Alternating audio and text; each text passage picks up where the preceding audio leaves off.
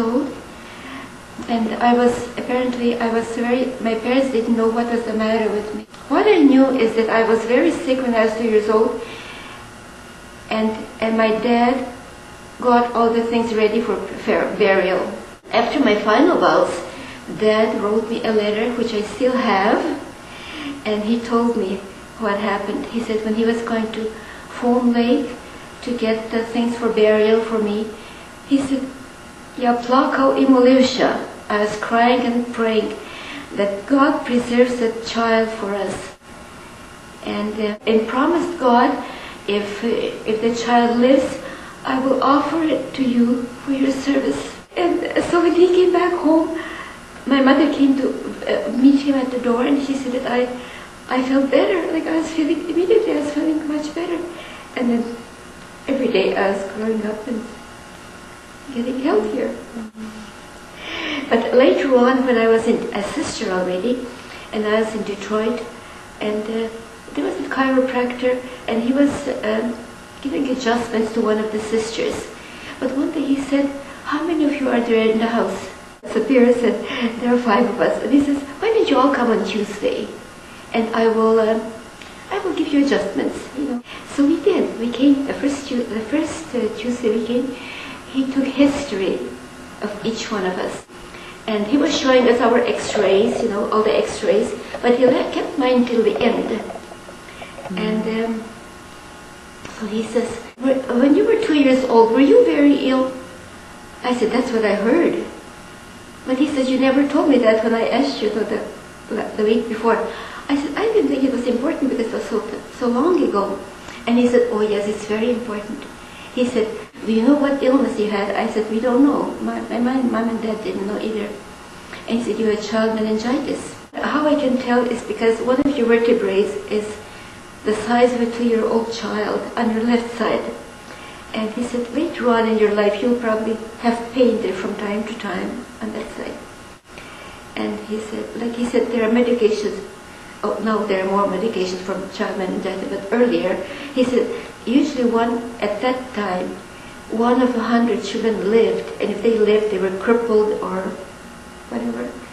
And they said that you are up and around. They said, that's a miracle. You know, that, so my dad, so I told you that my dad wrote me a letter, and I still have that letter. He told me all about it, how he was praying. And of course Mother was praying too, and the whole family. So then I knew the whole story. After my final vows, I knew how it all happened.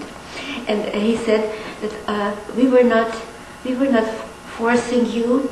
We were not forcing you or telling you very much about it, but we were praying that the God takes care of it. So, and I just, little by little, I wanted more and more to be a sister. And it was just the Spirit encouraging me to go, I guess. Because, like, if they would be encouraging me to go, and I wouldn't feel like going, it wouldn't be right. They didn't want to force me. But I just wanted to go myself. So much more than my 2 older sisters entered, you know. It was during my time in Toronto that my mom came to visit me one time,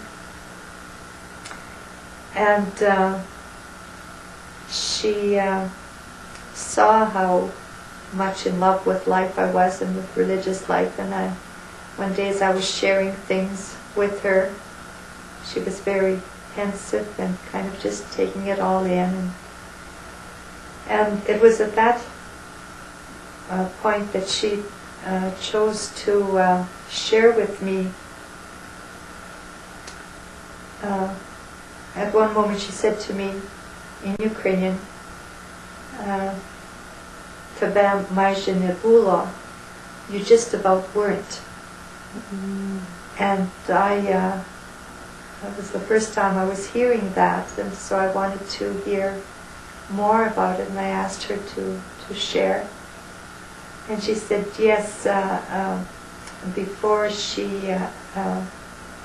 had me, she had a tumor in her womb, that the doctor told her that another pregnancy would probably be death for her, and that tumor had to be removed, and probably hysterectomy.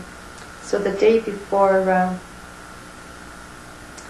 she was scheduled for surgery. This neighbor said to Mom, why don't you just cancel that surgery? Let's pray instead. Let's pray. And so Mom did cancel the surgery. Mom didn't go for the surgery. And the tumor disappeared.